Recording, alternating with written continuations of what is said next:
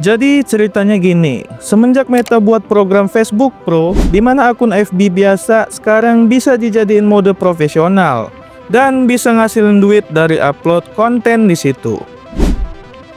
Mulai tuh muncul kaum emak-emak yang berinisiatif untuk merubah nasib, mengangkat derajat keluarga dengan menjadi konten kreator.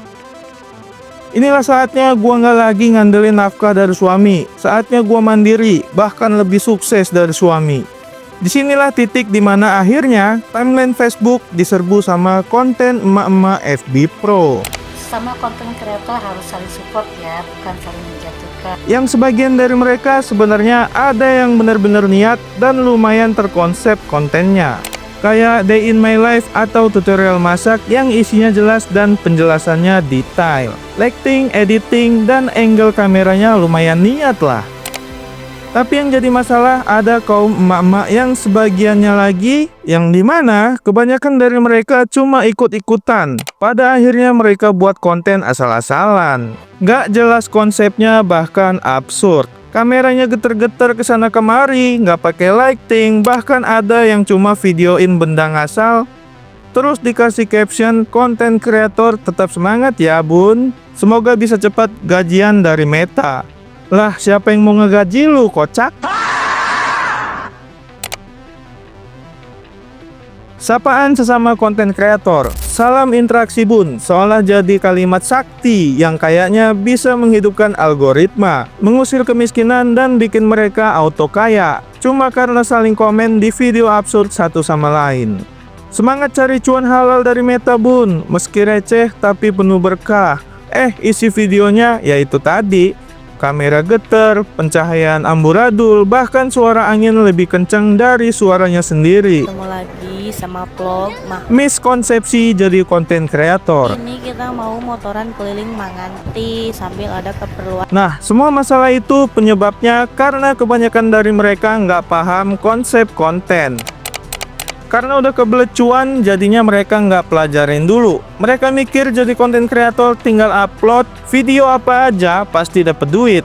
Padahal kan nggak gitu ya. Algoritma tuh lihat retensi, engagement, dan kualitas. Tapi ya, siapa juga yang mau jelasin? Mereka udah ngerasa jadi influencer lokal. Kalau dikasih tahu, mereka malah bilang kalau kita jadi netizen iri. Padahal kita cuma ngingetin supaya kalau emang mereka niat, ya kontennya diperbaiki lah. Pamer gaji dolar dari bos Meta. Tapi yang paling epic, ini nih. Ketika mereka mulai dapat penghasilan, akunnya mulai monetize. Hampir tiap saat upload screenshotan dashboard penghasilan. Yang isinya padahal cuma 1,2 dolar atau ya 5 dolar lah. Tapi karena tertulis dalam bentuk dolar, entah karena mereka nggak tahu berapa nilai kursnya, atau ngerasa keren gitu dibayar pakai dolar, langsung dah tuh, mereka upload hasil screenshot pamer penghasilan dengan caption, Alhamdulillah, cuan dari Meta, rezeki istri soleha. Atau kayak gini, kerja keras nggak mengkhianati hasil, jangan malu jadi emak-emak, kita juga bisa sukses bun. Terima kasih bos Meta. Akhir kata buat para emak-emak Facebook, kami bukan benci kalian.